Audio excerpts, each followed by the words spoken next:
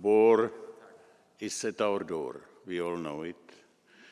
And if we strive for peace, and I certainly do, we won't wish it into existence by nice speeches, but we must work hard for it.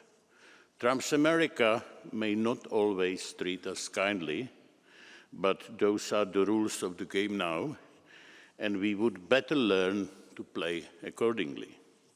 NATO remains by far our best chance to defend ourselves.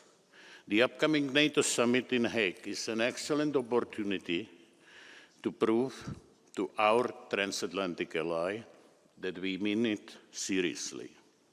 The EU is not a military project.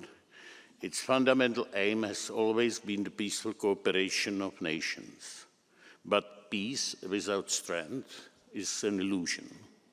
The freedom and the prosperity hardly achieved by our forefathers will vanish in an instant if we refuse to defend it.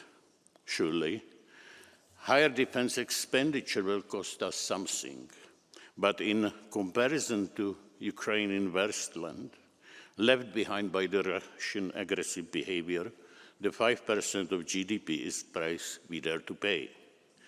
I see two killers of EU defense: the bogeyman of European bureaucracy and the green overall coalition that sucks our limited resources.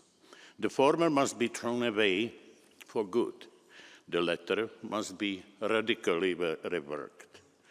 This would certainly require a mental shift which we must undergo. And if we miss this opportunity, then we will lose everything.